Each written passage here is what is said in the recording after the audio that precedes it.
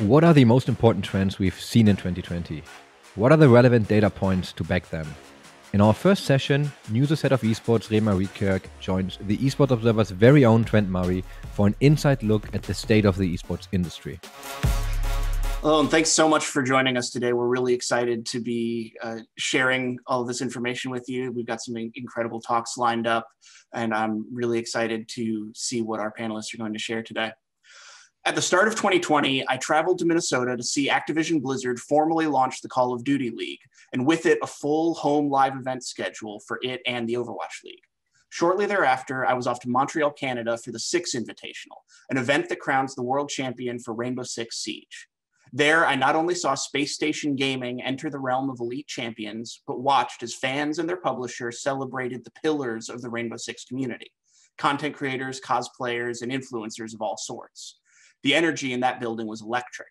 It was an incredible way to kick off what was sure to be a truly remarkable year for esports. However, just a few weeks later, my colleague Graham Ashton would be met with an eerie silence when he attended the Intel Extreme Masters event in Katowice, Poland. One of the most important annual tournaments of the year would take place with no audience due to growing concerns over the spread of coronavirus. Over the next few weeks, we would report on event after event delaying or canceling altogether.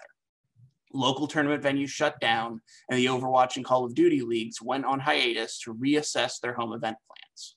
Esports has surely felt the weight of a year with no live events, and the coronavirus has impacted every facet of this industry. Today, you will hear about teams, organizers, creators, and fans that have had to make drastic changes to their strategies and plans as a result of the pandemic. That all being said, there can be no doubt that this was a remarkable year for esports. Riot Games was able to hold a live world championship last month where we saw South Korea return to dominance. Both the Overwatch and Call of Duty leagues shifted fully to an online schedule just a few weeks away, completing their full seasons. Riot also released Valorant, a new game that not only rocked Twitch viewership metrics, but is also currently ushering in a new era for women's esports. Today, you will hear about the effects of the pandemic, but you will also hear about innovations in brand engagement, opportunities in games you've never heard of, opportunities in mobile gaming. You'll learn about major brands that have doubled down on an industry that proved its adaptability and accessibility this year. But before we get into all of that, Remer and I would like to take just a few minutes to share some metrics and key storylines from the year to bring you up to speed on the current state of the esports industry. Remer, please take it away. Perfect. Thank you, Trent. So it would not be a 2020 talk without opening with COVID. So I guess we'll start there. COVID's been a bummer. Some of the mainstream press talk about how esports must be booming with the stay-at-home orders. I think we in this room understand it's a bit more of a mixed bag. Esports is, after all, very much in a growth phase and often dependent on investment capital to continue to drive the industry forward. It's also very dependent on consumer brand marketing spending. It means that in the current market conditions, this could leave many players in the space in a fairly precarious position. And there's some trouble on the revenue side as well. We've seen growth sort of halt and level off this year in the esports space with some elements like merchandise and ticket revenues, which are largely driven through in-person sales, going into decline. It does present some pretty key challenges to the industry. There's also challenges around the sponsorship sales pipeline for new sponsorships. With the market being in a somewhat precarious state, many companies may look, and especially consumer brands, may look to cut marketing spending in order to ensure that they have enough of a war chest to survive an economic downturn. As such, there may be further pain if COVID is not resolved soon. And this does present some key challenges. Beyond that, we've seen quite a bit of event cancellations, which is the largest detractor to the value drive in the core industry. Not on here is ESL One Rio, which has also been canceled. While many commentators observe the uptick we must have seen in viewership, and we will get into that, this has in many ways been offset by these cancellations and postponements. As we know, many of esports' biggest ecosystems, such as Dota and CSGO, are driven heavily by top-tier majors focused on international competition, with the top teams coming from North America, LATAM, Europe, and the East coming to play together for the title. With the restrictions on flying and the competitive integrity problems with playing on high ping, this has meant that the key viewership drivers for much of the esports space is not there. The lack in high-profile tournaments has, in many ways, offset the gains from more people staying at home and watching esports. Absolutely. And one of the things that we have seen with this is that while there can't be as many international events that crown a world champion, and that's generally how an esports season culminates, what we have seen is that organizers and operators have shifted to online tournaments and a regional focus. So rather than having an international major for Counter-Strike, there will be multiple championships taking place in each of the individual regions that competes in that game.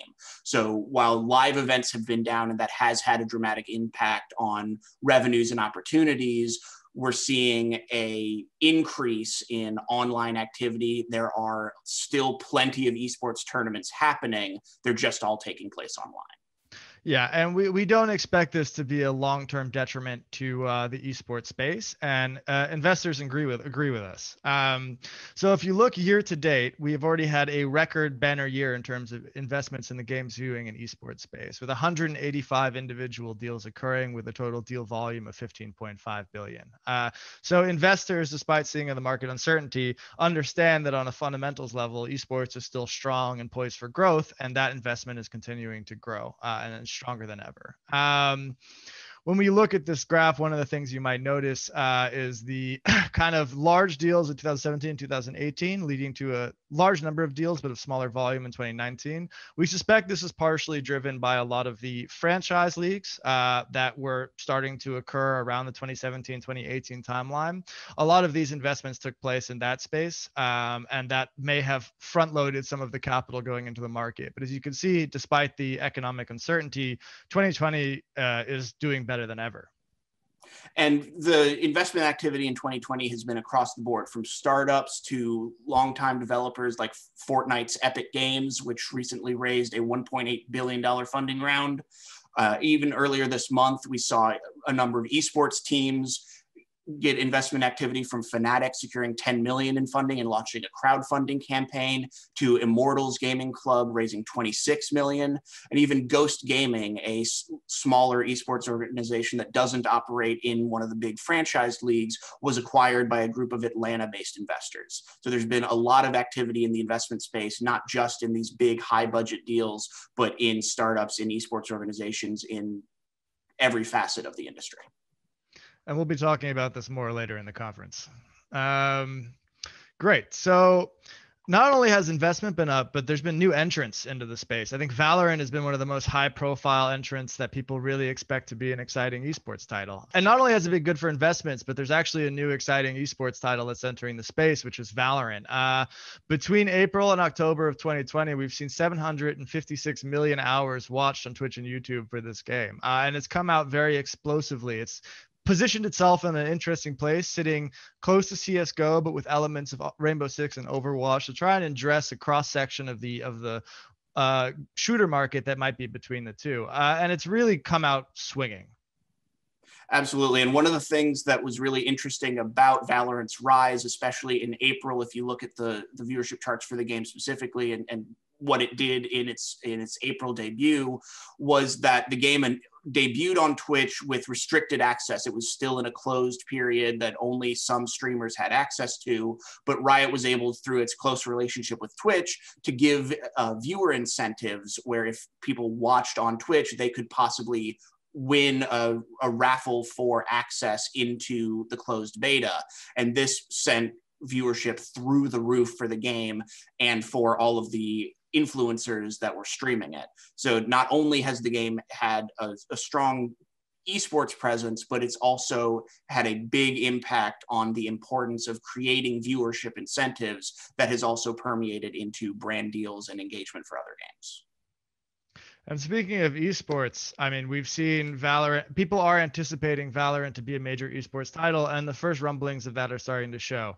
After the successful Ignition series, Riot is looking to its next tournaments as the main organizer. The First Strike tournament will feature competitions in multiple regions, and it looks like Riot is starting to leverage its quite strong esports muscle towards building out a successful and vibrant esports scene in Valorant. This has led also to many esports teams and even certain pros looking towards Valorant as the next title that they're either going to field the team in or compete professionally in. And so this is a very exciting moment because we may have another tier 1 esport entering the scene. And one of the most exciting things for me about Valorant has been the impact it's already had for women in esports competition. Counter-Strike, which, as Remer mentioned, is an analog for Valorant in terms of gameplay, already had a very robust women's esports scene. There were a lot of women's-only tournaments for Counter-Strike, and many of those women have been able to translate those skills to already enter the Valorant space and compete in tournaments. But what we've also seen is a significant increase in that activity between Discord groups, social media engagement. Women are just really excited about competing in Valorant, and that culminated over the summer with the Comcast Spectacor's Women's Initiative FTW launching a women's only tournament that then became an official Riot Games Ignition Series event with a prize pool on par with the male-dominated professional tournaments in that series. And from that, the winner of that series was then able to be signed by Cloud9 as a professional competitive team. So we're already seeing Valorant not only potentially contend as a tier 1 esport, but pave the way for a new era for women's esports, as we mentioned before. Great. And moving forward to mobile esports, for a long time, people said mobile esports were going to be a thing. It was long promised, and it has arrived. If you look at these numbers, you can see hours watched for a few key mobile esports titles, but from 2018 to 2020, when it comes to esports, right? And you're talking about 400,000, 300,000 in 2018, now at 96.1 million and 37.4 million in 2020. These are numbers that are comparable with top PC esports games as well. So mobile esports has finally truly arrived. And where this growth is really happening is in developing markets. So titles like PUBG Mobile are explosive in markets like India and the Middle East. Korea Free Fire has taken LATAM by storm. And these are markets where a lot of gamers don't necessarily have access to high-end gaming PCs. And most of their competitive gaming is happening on mobile. So naturally, what is to follow is going to be the esports scene that addresses those gamers. And those fans are tuning in. One of the key and most interesting metrics that you'll see in the mobile esports space is how heavily driven it is by YouTube. When we last checked, for 2019, 25% of all esports hours broadcasted were on Twitch, 75% on YouTube, which is already quite heavily YouTube favored. But 98% of the actual hours watched for mobile esports was happening on YouTube. So this is a YouTube first market, and it's exploding in the developing world. One of the things that's really exciting about mobile is that it's just getting started. We have a number of new releases that are expected in the coming months that are from massive IPs. Two that are particularly of note right now are the League of Legends mobile port, Wild Rift, which has already been released in some regions and is expected to really take over as a leading driver of mobile esports activity, obviously published by Riot Games, who has been a driver in the esports industry since the early 2010s. And there is also a Pokemon title coming to mobile that called Pokemon Unite that has already had some esports interest, has already done a show match indicating that the company is interested in making this a real entry for Pokemon into the esports space. And obviously Pokemon is such a massive title, there can be no doubt that these two games and other releases that are to come are going to continue to drive mobile and mobile esports forward. And it's quite possible that some of these higher requirement mobile requirement titles will also help build it up and build it out in the traditional esports markets like North America, China, Korea, and Europe. At the moment, it is emerging first, but we're looking forward to seeing them lead the way and for the rest of us to follow. And in terms of COVID's effect on live streaming specifically, what we've seen is that people are watching more. This makes sense with stay-at-home orders. A lot of the traditional things you might do are no longer available to you. People are self-isolating, people are at home, and people are watching streaming more. So when it comes to live streaming as a whole, the industry has been booming. If you look at the growth in hours watched year to date compared to 2019, you see a 70% rise, which is really exciting. On esports, again, it's a little more mixed. Esports hours are actually down 1% as a whole, but you have to keep in mind that the broadcast hours, so the amount that people are actually broadcasting esports, is down 25%, which means for every hour that you're broadcasting, more people are tuning into those broadcasts. But they simply don't have access to some of the key high profile viewership drivers, like things like the international or major international Counter-Strike tournaments. Absolutely. And that's been reflected by the reporting that Riot Games has released on the average minute audience figures for the LEC and the LCS, the North American and European professional leagues. Generally, historically, the summer season for League of Legends has a lower viewership than the spring season. But this year we saw that the summer season, as more adopters came into esports viewership and more people continued to tune in, this year the summer seasons grew over the spring viewership. Not only that, but there was significant growth year over year.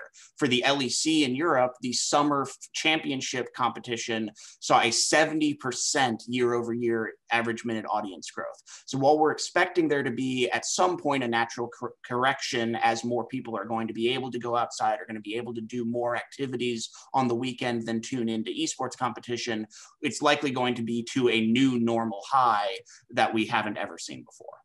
Exactly. This has helped accelerate adoption of game streaming in general and brought people into the market who may have entered eventually, but now are there earlier, and a lot of them are likely to stick around.